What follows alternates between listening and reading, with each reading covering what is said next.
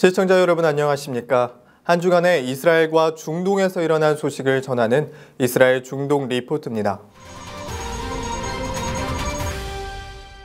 이스라엘과 팔레스타인 간의 갈등이 고조되고 있습니다. 지난달 유대력 새해를 맞아 성전산을 찾은 유대인들을 저지하는 팔레스타인 측의 시위 이후에 팔레스타인의 테러 행위와 이스라엘의 진압으로 양측의 갈등이 고조되고 있습니다. 러시아가 시리아 내 IS 공습을 시작했습니다. 하지만 이번 시리아 사태 개입은 아라사드 독재 정권을 돕는 것이 목적이라는 시각이 지배적입니다. 뿐만 아니라 시아파 국가인 이란 역시 지상군을 투입함으로써 시리아 내전이 미국 중심의 연합군대 러시아 이란의 대리전 양산으로 확산될 가능성이 커지고 있습니다. 마흐무드 아바스 자치 수반이 유엔 총회 연설에서 오슬로 합의에 더는 얽매이지 않겠다고 선언했습니다. 이에 네타냐후 총리는 팔레스타인 당국과 직접 평화 협상을 전제 조건 없이 재개할 용의가 있다며 화해적인 자세를 보였습니다. 지금부터 이 소식을 자세히 전해드리겠습니다. 첫 번째 소식입니다. 최근 이스라엘인들을 겨냥한 팔레스타인인들의 폭력 행위가 잇따르는 가운데 팔레스타인 청년 한 명이 현지 시간 4일 이스라엘군의 총에 맞아 숨지면서 양측 간 긴장이 고조되고 있습니다. AFP 통신 등 외신은 팔레스타인 경찰 관계자와 의료진의 말을 인용해 이날 요르단강 서안북부 툴카렘에서 이스라엘군과 팔레스타인인들이 충돌하는 과정에서 팔레스타인인 후제이파 오스판 슐레이만이 이스라엘군의 총격을 받아 사망했다고 보도했습니다. 이에 앞서 3일에는 팔레스타인인이 흉기를 휘둘러 휴가 중인 이스라엘 군인과 유대교 지도자가 사망했다고 로이터 통신이 전했습니다. 지난 2일에는 예루살렘 올드시티에서 팔레스타인인인 청년이 흉기를 휘둘러 이스라엘인 2명이 사망하고 2명이 다쳤습니다. 지난 1일에도 30대의 이스라엘 정착민 부부가 팔레스타인인으로 추정되는 괴한의 총격으로 사망했으며 용의자 검거 작전을 수행하던 이스라엘군의 총격으로 돌을 던지며 저항하던 팔레스타인 22명이 다쳤습니다. 베냐민 네타냐후 이스라엘 총리는 이처럼 이스라엘인들을 겨냥한 팔레스타인인들의 폭력 행위가 잇따르자 이날 유엔 총회에서 귀국하자마자 곧바로 안보회의를 소집했습니다. 네타냐후 총리는 이 자리에서 팔레스타인인들의 테러와의 전쟁을 언급하며 폭력을 휘두르는 팔레스타인인들의 올드시티 출입을 일시적으로 금지하고 이들의 본거지를 공격하겠다고 발표했습니다. 이스라엘 경찰은 올드시티 제한 조치는 이틀 동안 유효하며 이스라엘인 여행객, 거주자, 사업가, 학생 등의 출입만 허용된다고 밝혔습니다. 이렇게 이스라엘과 팔레스타인 간의 긴장이 고조되는 시발점은 지난달 유대식 새해 첫날을 두고 유대인과 외국인 관광객들의 성전산 방문을 팔레스타인 시위대가 막으면서 시작도 했습니다.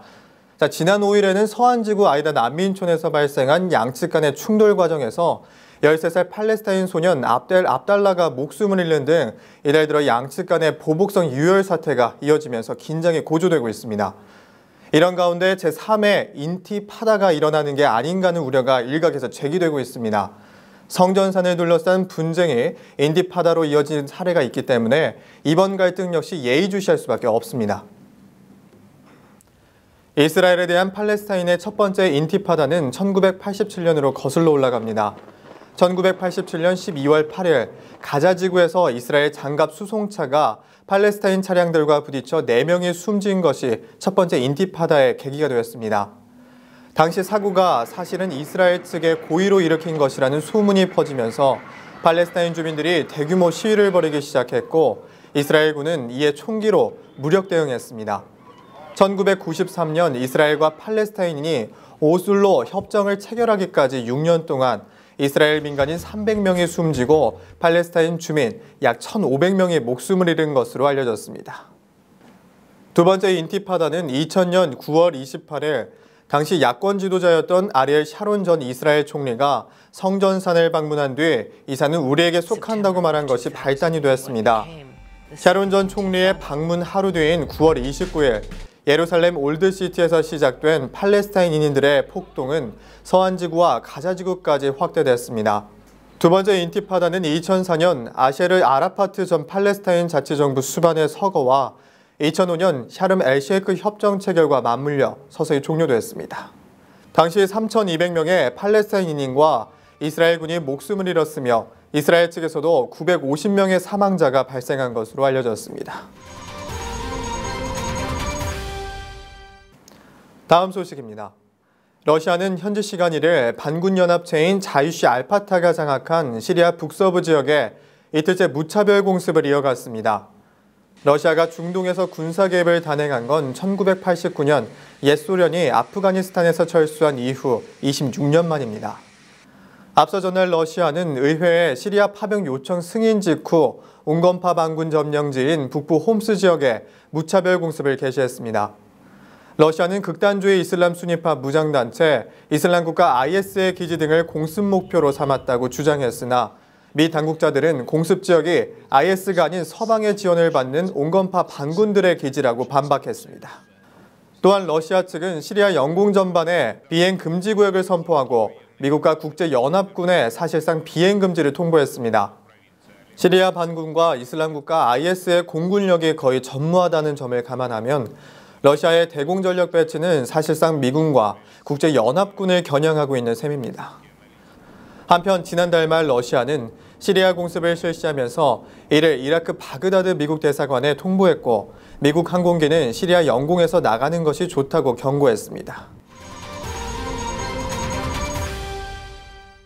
공습에 이어 러시아가 공중전과 지상전이 모두 가능한 헬기를 투입해 공격의 효율성을 높일 것이라는 분석도 제기되고 있습니다. 이 경우 지난 1일 지상군 수백 명을 시리아로 보낸 이란과 합동작전이 펼쳐질 것으로 보입니다. 이란이 지상군을 시리아에 보낸 것은 이번이 처음으로 2011년 시리아 내전이 시작된 후 군사 고문단 파견 방식으로 같은 시아파인 바샤르 아라사드 정권을 지지해왔습니다.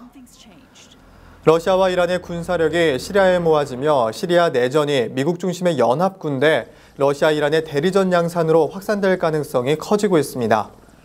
또한 미국 중심의 연합군에 속한 영국도 공군력을 강화하겠다고 밝히며 긴장감을 높였습니다. 다음 소식입니다.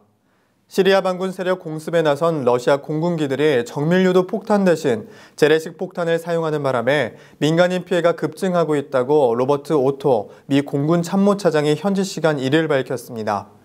워싱턴 포스트와 AP통신 등에 따르면 공군정보, 정찰, 감시 업무 담당인 오토 차장은 이날 기자들과 만나 아라사드 시리아 대통령 정권의 지원에 나선 러시아군은 공습 시 레이저나 윙공위성의 유도를 받는 정밀 유도 폭탄이 아닌 재래식 폭탄을 무차별적으로 사용하는 바람에 민간인 피해가 늘어나고 있다고 주장했습니다. 오토 차장은 러시아 전폭기들이 재래식 폭탄을 투하하기 때문에 폭격 효과가 거의 없다며 러시아군이 이처럼 재래식 폭탄을 이용해 공습을 이어가면 무고한 민간인 피해가 급증할 것이라고 비난했습니다. 오토 차장은 러시아와는 달리 미군이 주도하는 연합군은 민간인 피해를 줄이려고 정밀 유도 폭탄을 사용하고 있다고 덧붙였습니다. 시리아 반군 측도 홈스 공격에서 어린이를 포함해 36명의 민간인이 목숨을 잃었다고 주장했습니다. 이에 대해 러시아 국방부 대변인 이고리 코나시엠코프는 1일 브리핑을 통해 지금까지 러시아 공군기들이 모두 20여 회 출격해 시리아 내 IS 기지 8곳을 공습했다고 밝혔습니다. 이들리브에 있는 IS의 작전본부와 탄약고, 중서부 하마 근처의 지휘부, 서부 홈스 인근의 폭발물 생산 공장 등이 공습 대상이 되었다고 그는 설명했습니다. 코나시엠코프는 공습 작전에서 Su-25의 공습으로 IS 지휘본부 건물이 파괴되는 동영상을 보여주기도 했습니다.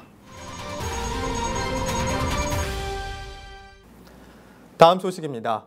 이스라엘 베냐민 네타냐후 총리는 현지 시간 1일 이란이 핵무기를 보유하는 핵클럽에 들어가는 사태를 절대로 좌시하지 않겠다고 경고했습니다.